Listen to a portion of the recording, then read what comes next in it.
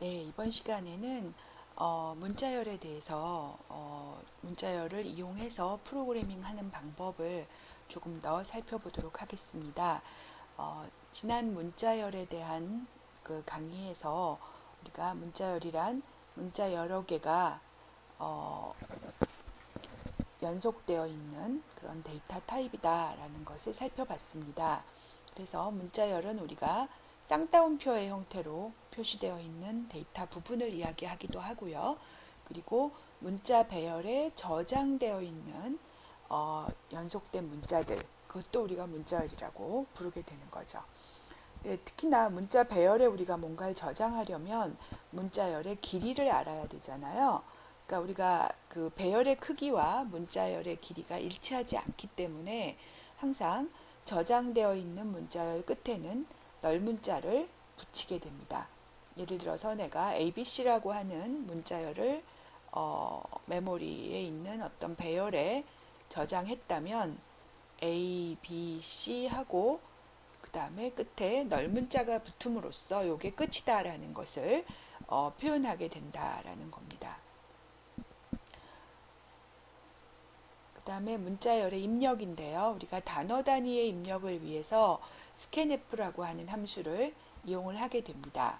그래서 배열의 시작 주소를 가지고 있는 포인터가 있다면 str이 포인터라면 우리가 그 포인터에다가 단어 단위, 이거는 이제 공백으로 구별되는 어떤 연속된 문자들을 우리가 단어라고 이야기합니다.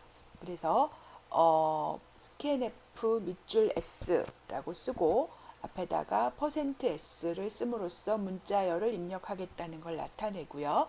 그리고 여기에는 우리가 문자 배열의 시작 주소를 가지고 있는 포인터 또는 그 문자 배열의 이름이 들어가게 되고 뒤에 사이즈를 붙여주게 됩니다. 그래서 20글자까지 입력할 수 있다는 걸 표현하게 된다. 이렇게 보시면 되겠습니다. 우리가 밑줄 S를 이용하는 것은 비주얼 스튜디오의 고유한 방식인데요. scanf 밑줄 S 하게 되면 여기 뒤에 사이즈를 붙이게 된다라고 하는 거 기억해 주시고요.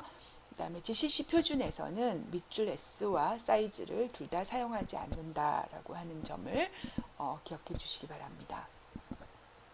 우리가 그 표준을 따르는 게 맞는데요. 어쨌든 비주얼 스튜디오는 굉장히 강력한 개발 환경이고 현재로서는 우리가 그 지구상에 가장 많이 쓰이고 있는 그리고 가장 성능도 좋은 그런 이제 개발 환경입니다. 컴파일러기도 하고요. 그렇기 때문에 우리가 그 환경에 대해서 공부를 할 필요가 있는 거죠. 그리고 표준과 다르다는 것도 또 기억을 따로 해주셔야 될 것 같습니다. 문자열의 입력을 위해서 우리가 쓸 수 있는 함수는 방금 살펴봤던 scanf 이외에도 getS와 fgetS라고 하는 것들이 있습니다. getS와 fgetS는 줄 단위로, 즉 뭔가 그 줄바꿈 문자 엔터키가 나올 때까지를 입력해라, 이렇게 이해를 하시면 되겠고요. getS의 경우에는 한 줄을 읽는데 그것을 우리가 밑줄 S를 쓰면 역시나 또 사이즈를 붙여줄 수가 있게 됩니다. fgetS는 여기서 스탠다드 인이라고 하는 것이 곧 키보드를 의미하게 되는데요. 키보드로부터 들어오는 내용을 줄바꿈까지 읽어라, 이런 뜻으로 보시면 되겠습니다. fgetS는 표준 함수면서도 사이즈를 사용하는 대표적인 예입니다. 그래서 얘는 밑줄 S가 따로 정의되어 있지가 않겠죠. 그럼 이제 우리가 앞에서 문자열의 입력에 대해서 살펴봤고요. 출력은 다 아시겠지만 %s를 이용해서 문자열을 출력하게 됩니다. printf에서요. 그런데 문자열의 경우에는 우리가 입력도 별도의 방법으로 해야 되지만 그 이외의 어떤 여러 가지 연산들도 특별한 방법을 사용해서 함수를 이용해서 코딩을 해야만 하는 그런 기능들을 가지고 있습니다. 예를 들어서 문자열의 경우에 우리가 크기를 알지 못한다라고 하는 점이 중요하다고 했잖아요. 몇 글자인지 모르는 문자열에 대해서 우리가 길이를 알고 싶다면 string length이라고 하는 함수를 이용할 수가 있습니다.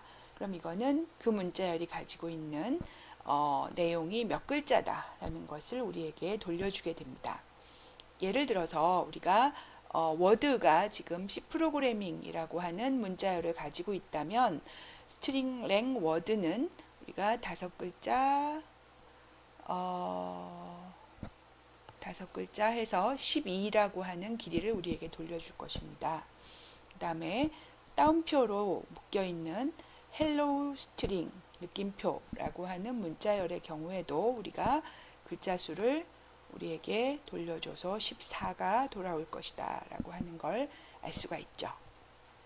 그래서 지금 이 포인터가 또는 이 배열이 가지고 있는 문자열의 길이를 알고 싶다면 string length을 쓰면 된다라고 하는 거 기억을 해주시고요. 그 다음에 이제 두 개의 문자열을 비교하는 것입니다. 문자열이 같은가를 비교하기 위해서 우리가 str1이 가리키고 있는 어떤 메모리 배열이 있을 것이고요.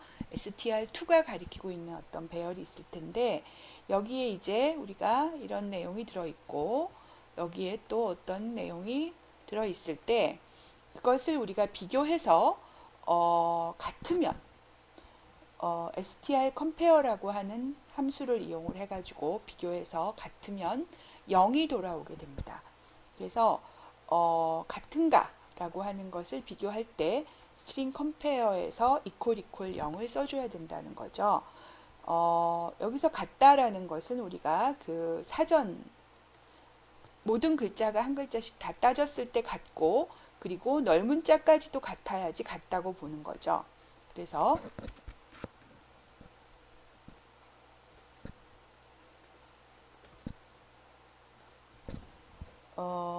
길이도 같고 한 글자 한 글자가 모두 같을 때 그럴 때 string compare가 0이 된다 이렇게 보시면 되겠습니다.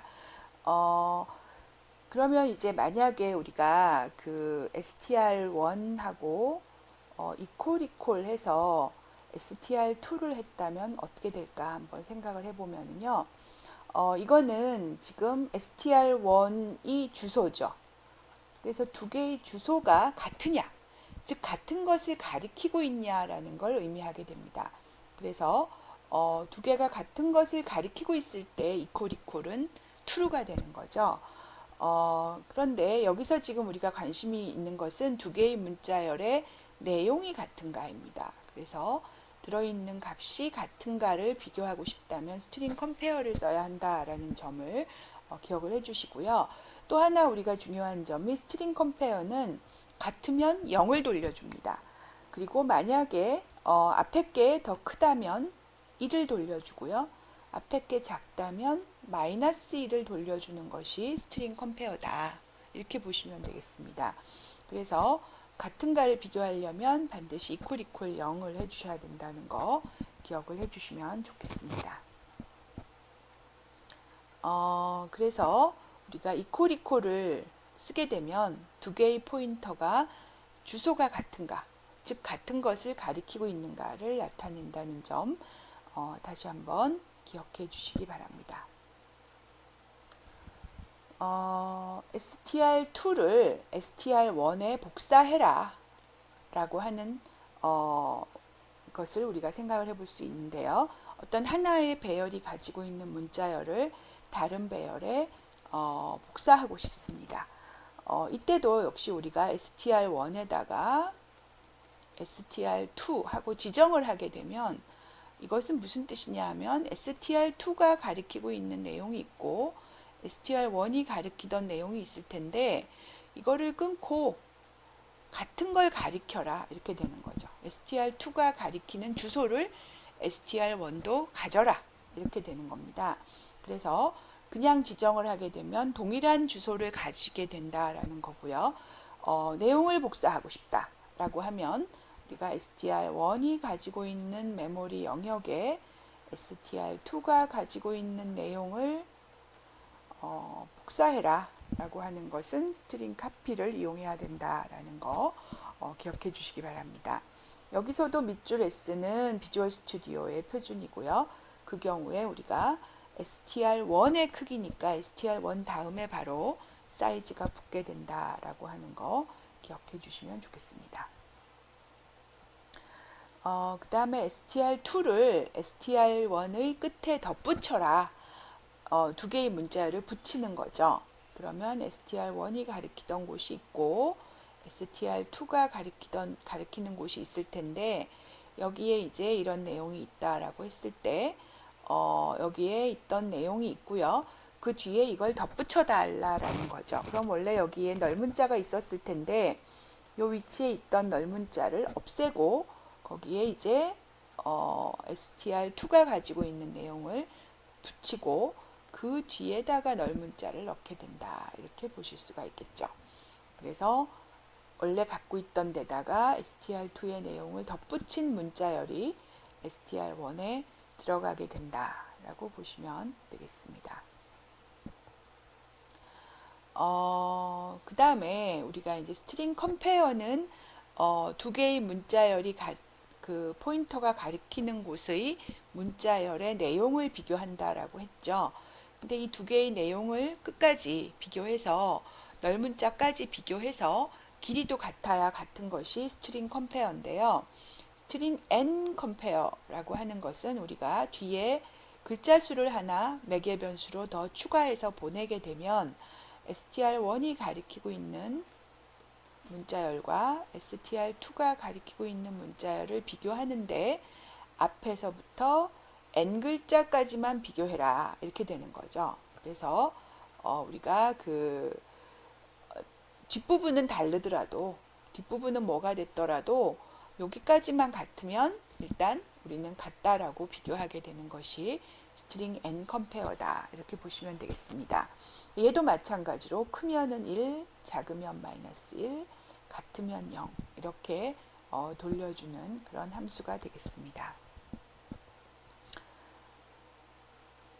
그 다음에 스트링 ncat은 우리가 아까 스트링 cat의 뒤에 콤마 n이 더 붙었죠. 여기서도 마찬가지로 내가 str2가 가지고 있는 그 문자열을 그대로 str1 뒤에 다 붙이는 것이 아니라 str1이 가지고 있는 문자열 뒤에 str2가 가지고 있는 문자열을 붙이되 n까지만 붙여라, 이런 뜻이 되는 거죠. 그래서 여기까지 붙이고 널문자를 딱 넣어주는 이런 형태의 스트링 cat으로 정의된 것이라고 보시면 되겠습니다.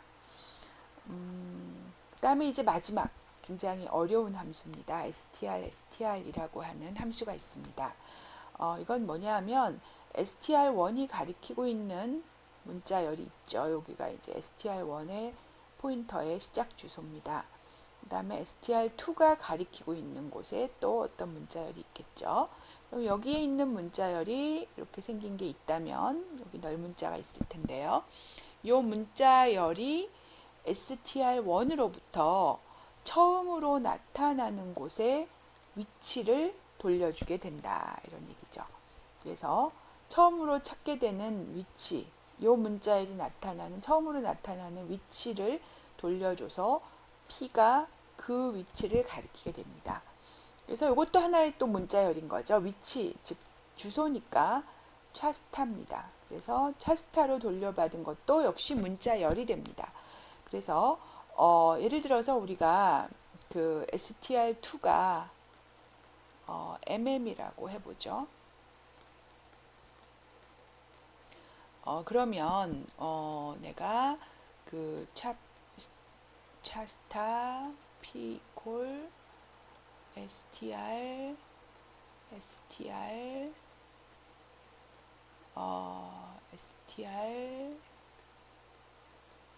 str2 라고 하게 되면 우리가 이 mm의 위치를 str이 가리키고 있는 여기에서 찾아라, 이렇게 될 겁니다.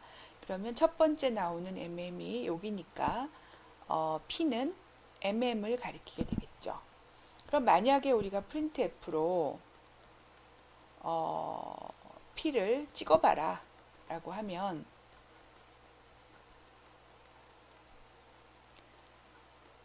뭐가 찍히냐 하면 이 위치로부터 넓은 자가 나올 때까지를 찍으니까 MMING를 찍을 것이다 라고 하는 걸 알 수가 있습니다.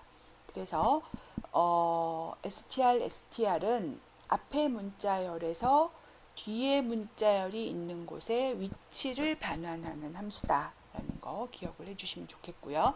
이렇게 포인터를 반환하기 때문에 생각보다 앞에서처럼 뭐 숫자나 그런 걸 반환하던 경우보다는 훨씬 어렵습니다. 그래서 이 포인터를 받으면 문자열의 중간 위치를 가리키게 되고 그럼 거기서부터 끝까지를 그 문자열이 나타나게 된다. 이렇게 보시면 되겠죠. 여기까지 해서 우리가 이제 여러 가지 문자열의 함수들과 그리고 사용 방법을 살펴보았습니다. 여기 있는 내용들은 다 매우 중요하고 반드시 잘 알고 계셔야 되는 내용이니까 잘 공부해 두시면 좋겠습니다.